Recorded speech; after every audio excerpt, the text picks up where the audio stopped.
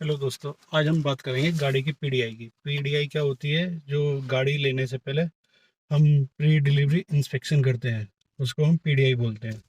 तो बेसिकली आप जब भी गाड़ी लेने जाओ तो हमेशा कुछ चीज़ें आपको चेक करनी चाहिए गाड़ी की डिलीवरी लेने से पहले।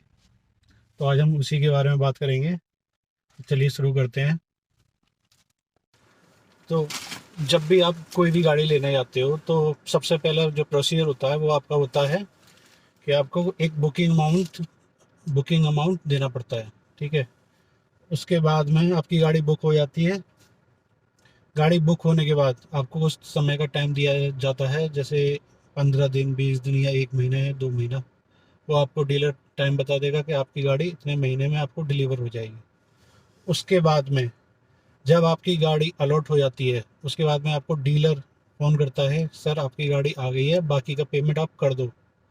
तो कभी भी आपको गाड़ी का पेमेंट नहीं करना है जब तक आप गाड़ी की पीडीआई ना कर लो।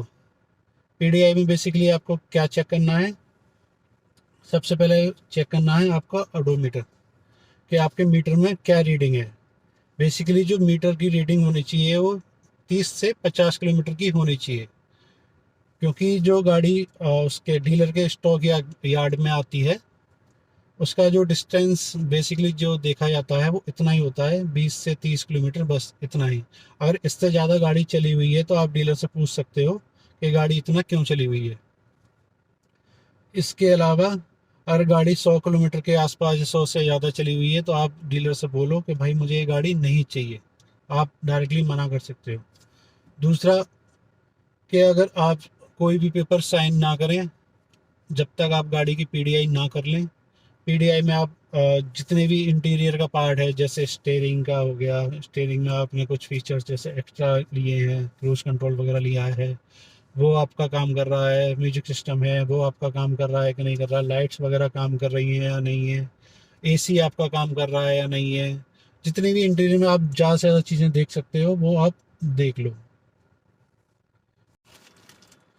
उसके अलावा जैसे आपका अंदर लाइट्स वगैरह हैं, लाइट्स वगैरह देख सकते हो। अगर आपकी गाड़ी में सनरूफ है, सनरूफ आप चेक कर सकते हो काम कर रहा है या नहीं कर रहा है।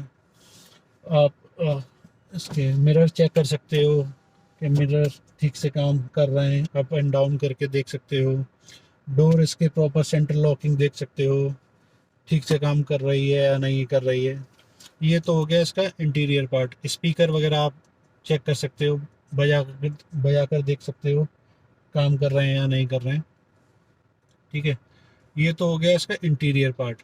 अब एक्सटीरियर में आपको देखना है कि कहीं पर कोई स्क्रैच वगैरह तो नहीं है। ठीक है।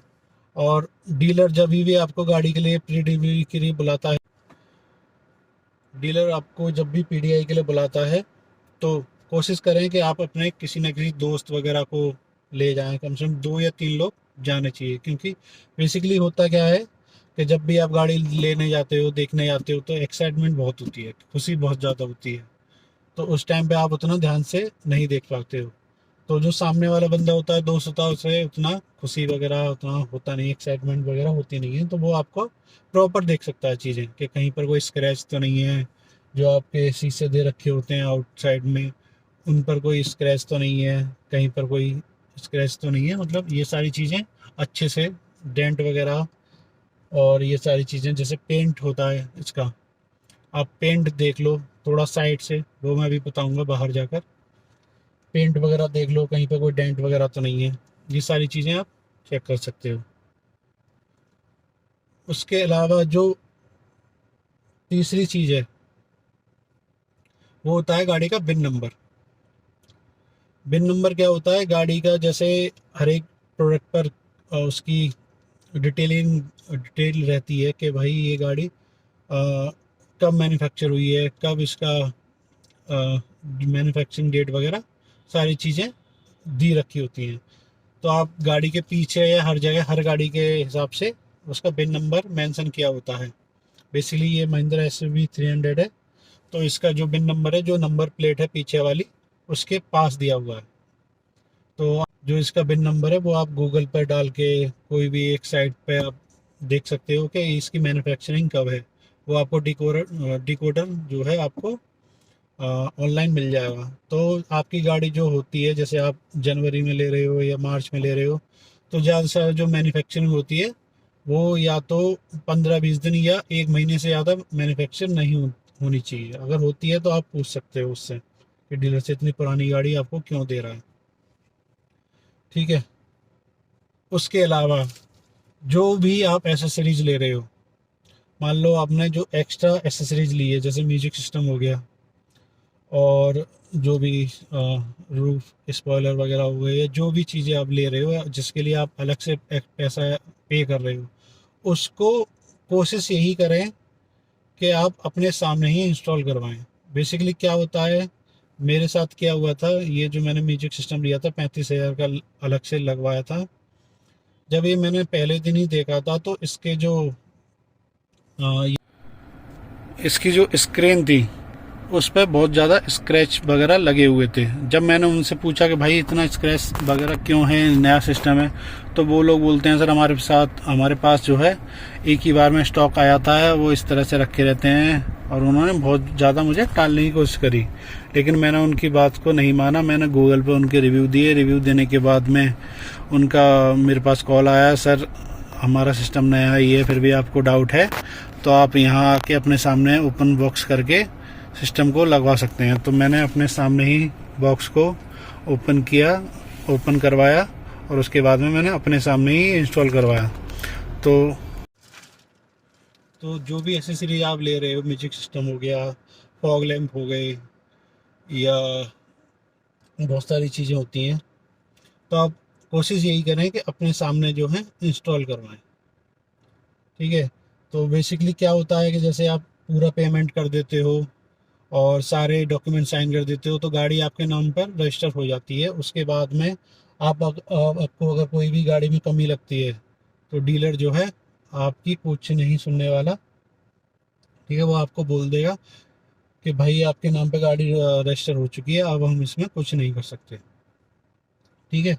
दूसरी ये चीज़ याद रखनी चाहिए कि जब भी आप गाड़ी लेने जाओ उससे पहले ही सारी चीज़ें चेक करनी है। कोई भी पेपर पर डॉक्यूमेंट पर साइन नहीं करने हैं, क्योंकि वो हो सकता है आपको आरटीओ वाले पेपर पे आपसे साइन करवा लें। और जो आजकल होता क्या है कि हर एक गाड़ी का इन्होंने क्या सिस्टम बना रखा है कि पहले गाड़ी आपको बुक करनी पड़ेगी, फिर उसके बाद में जो है आपको टाइम दिया जाएगा, उसके बाद में आपकी गाड़ी जो है डिलीवर होगी। तो ये इन बिटवीन ये क्या करते हैं शोरूम वाले, आपको मतलब एक इस तरह से फील कराएंगे जाने आप मतलब इनके लिए मतलब बहुत ज़्यादा मायने रखते हो, और इसी चीज़ में आपको एकदम हवा में बैठा देंगे ये लोग आपको। उसी बीच में आपसे क्या बोलेंगे, सर आप जो है बाकी का पेमेंट आप कर दो, गाड़ी तो आ ही जाएगी सर, ये है वो है, बहुत ज़्यादा चीज़ें मतलब पूरा का पूरा पेमेंट आपसे कराने की कोशिश करेंगे। तो आप हमेशा इनकी बातों में नहीं आना है, और गाड़ी की पीडीआई करने के बाद में ही आपको जो भी बचा कुचा पैसा है वो आपको देना है। अब बात करते हैं इसके एक्सटीरियर पार्ट की। एक्सटीरियर में आपको हमेशा ये देखना है गाड़ी पर कोई स्क्रैच वगैरह तो नहीं है, इसका जो शीशा है उस पर कोई स्क्रैच वगैरह तो नहीं है। थोड़ा सा साइड से आप देखो तो कोई इन्होंने डेंट पेंट करके कुछ तो नहीं दे रखा। सनरूफ वगैरह का कोई जो ग्लास वगैरह है वो तो नहीं चटका हुआ। आपके जितने भी मिरर्स हैं वो प्रॉपर है, किसी में कोई ब्रेक वगैरह तो नहीं हुआ है। ये सारी चीज़ें आप एक्सटीरियर पार्ट में चेक कर सकते हो। जो टायर्स हैं वो कहीं पे कोई कट वगैरह तो नहीं लगा हुआ है, जो व्हील हैं वो प्रॉपर हैं, कोई पुराना व्हील तो नहीं दे दिया है। ये सारी चीज़ें आप चेक कर सकते हो। इसके बाद में आप इसका बूट स्पेस चेक कर सकते हो। आपको जो एक्स्ट्रा व्हील है वो दिया हुआ है या नहीं है, जैक वगैरह दिया हुआ है या नहीं है, वो सारी चीज़ें आप चेक कर सकते हो। इसमें एक चीज़ और चेक कर सकते हो, गाड़ी जो पीडीआई में बेसिकली ये लोग क्या करते हैं, जो एक्स्ट्रा व्हील जो देते हैं वो दूसरी कंपनी का देते हैं। मेरे को ये बोला गया था नहीं सर इसी तरह से आता है, थोड़ा एक साइज़ छोटा होता है। लेकिन आप अगर पीडीआई में चेक करके अगर कुछ बहस वगैरह कर लेते हो तो ये जो है आपका चेंज भी हो सकता है। बेसिकली ये जो टायर देते हैं, जैसे इसमें MRF के टायर दे रखे हैं, लेकिन जो मुझे एक्स्ट्रा जो व्हील दिया हुआ है वो C8 का इन्होंने दे रखा है। ये मैंने चीज़ चेक करी थी जब मैंने सारा पेमेंट वगैरह कर दिया था, उसके बाद में मुझे याद आया था ये मुझसे गलती हुई थी, तो ये गलती आप ना करें। अब मैं एक चीज़ और आपको बता देता हूँ, ये तो हो गई आपकी गाड़ी की PDI की चीज़। अब बेसिकली होता क्या है, अगर PDI करते टाइम पर आपको कुछ भी दिक्कत लगती है गाड़ी में, जैसे छोटा मोटा कोई स्क्रैच है या कुछ है, तो आप डीलर को बोल सकते हो या तो गाड़ी चेंज करवा के दे। अगर वो आपको कुछ बोलता है नहीं सर हम ठीक करा देंगे ये है वो है, तो आप उससे डिस्काउंट भी मांग सकते हो कि नहीं हमें डिस्काउंट भी चाहिए। तो वो किसी किसी केस में वो लोग अच्छा खासा जो है आपको डिस्काउंट दे देते हैं। दूसरा, जब भी आप गाड़ी लेने जाओ तो उसकी जो प्राइस लिस्ट होती है वो हमेशा आप ध्यान से देखो कि वो क्या क्या चीज़ के क्या क्या पैसे उन्होंने लगा रखे हैं।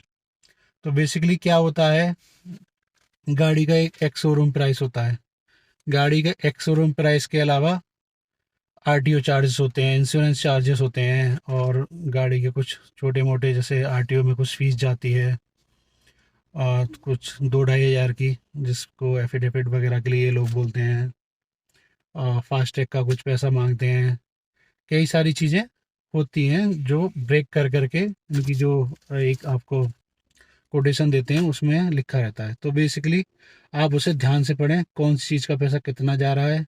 जब भी आप डिलीवरी वगैरह के लिए जाएं सारे रिसिप्ट लें, हर चीज़ की आपको रिसिप्ट मिलेगी। ऐसी कोई चीज़ नहीं है जिसकी आपको रिसिप्ट ना मिले, चाहे वो फास्टैग हो उसकी आपको प्रॉपर लिखा जाएगा कि फास्टैग के अपने 500 या 600 रुपये दिए हैं। तो अब मैं आपको बताता हूँ कि आप कहाँ कहाँ पर डीलर से डिस्काउंट मांग सकते हैं। बेसिकली क्या होता है कि हर डीलर अपना अपना कुछ मार्जिन लेके चलता है, क्योंकि डिस्काउंट कुछ कस्टमर होते हैं जो डिस्काउंट मांगते हैं, ठीक है। तो आप भी डिस्काउंट मांग सकते हैं, जैसे कंज्यूमर डिस्काउंट एक चीज़ होती है, ठीक है। अगर आप किसी कंपनी में काम करते हो तो कॉरपोरेट एक डिस्काउंट होता है, वो आप पूछें उनसे कि सर मैं इस कंपनी में काम करता हूँ, आप चेक करो अपनी लिस्ट में आके को कॉरपोरेट डिस्काउंट पे आपको कितना है। जैसे मेरे को मिला था कॉरपोरेट डिस्काउंट 4 हज़ार के आसपास का मुझे कॉरपोरेट डिस्काउंट मिल गया था, ठीक है। एक होता है कंज्यूमर डिस्काउंट, तो कंज्यूमर डिस्काउंट वो डीलर के हाथ में होता है। आप उससे बोल सकते हो सर मुझे डिस्काउंट दो, आप बताओ मुझे कितना डिस्काउंट दे सकते हो। आप जो है ऑनलाइन भी चेक कर सकते हो, आजकल बहुत सारी कंपनियां जो है ऑनलाइन भी मतलब आपकी गाड़ी बुक करके डिलीवरी करके और सारा कुछ डिस्काउंट में दे देती हैं। तो जैसे एको ड्राइव से मैंने पहले गाड़ी बुक करी थी, उनका प्राइस लिस्ट काफ़ी कम था, लेकिन मेरे को कुछ उनकी सर्विस से इशू था, तो मैंने वहाँ से गाड़ी जो है अपनी बुकिंग कैंसिल कर दी थी। तो आप सिर्फ जब भी आप जो है अगर गाड़ी आप ऑनलाइन या जैसे भी आप बुक करने का सोच रहे हो, तो बेसिकली ऑनलाइन से सिर्फ आप प्राइस लिस्ट चेक करो, क्योंकि होता क्या है अगर आप जैसे एको एको ड्राइव वगैरह से आप गाड़ी बुक करोगे तो उनसे ही पूरा कुछ सारा कुछ प्रोसीजर करवाओगे, तो बेसिकली क्या होता है वो सब ऑनलाइन है, आप किसी को भी कुछ बोल नहीं सकते। अगर कुछ कोई बंदा आपके डिलीवरी टाइम पे नहीं है आपके साथ में और कुछ भी मतलब प्राइस में कुछ दिक्कत है या कुछ है, तो बहुत सारी चीज़ें वहाँ पर आपको परेशानी दे देंगी। थोड़ा से डिस्काउंट के चक्कर में क्या होता है कि आदमी बहुत ज़्यादा सरदर्दी ले लेता है। अगर आपका थोड़ा बहुत ही 1-2 हज़ार का फ़र्क आ रहा है तो आप मैं रिकमेंड करूँगा कि आप डीलर से ही जो है गाड़ी जो है बुक करें और उसी से ही सारा कुछ करवाएं, ठीक है। ये सारी चीज़ें आप डिस्काउंट अपना मांग सकते हैं। तो आप हमेशा जो भी कोटेशन होता है गाड़ी का वो आप अच्छे से चेक करें। दूसरा, जब आप गाड़ी लेने जा रहे हो जब आप गाड़ी लेने जा रहे हो तब उस टाइम पर भी जितना भी आपका जो कोटेशन था, मान लीजिए कुछ 10 लाख के आसपास आपकी गाड़ी का प्राइस था, एक्स शोरूम रेट 1.5 से 2 लाख रुपए आपका RTO का था। वो जो इंश्योरेंस जो होता है वो इंश्योरेंस में हमेशा जो है पैसे ज़्यादा लिख के रखते हैं, ठीक है। तो आप हमेशा इंश्योरेंस वाला पार्ट हमेशा ध्यान से चेक करें कि उस टाइम पे जो कोटेशन पे इंश्योरेंस के प्राइस था और अभी क्या इंश्योरेंस का प्राइस है, वो हमेशा मैच कर लें, ठीक है। तो आप वहाँ पर सारी चीज़ें एक एक करके सारी चीज़ें चेक करें और आपके मतलब काफ़ी सारे पैसे इस तरह से बच सकते हैं। तो इतना मेरे हिसाब से काफ़ी इंफॉर्मेटिव वीडियो हो गया है। आपको अगर अच्छा लगा हो तो प्लीज़ चैनल को सब्सक्राइब कर दें। अगर ऐसे ही रिव्यू वगैरह और मोटो ब्लॉगिंग के वीडियो आपको पसंद हैं तो चैनल को फॉलो कर लें और सब्सक्राइब करके बेल आइकन वगैरह दबा दें। Thank you.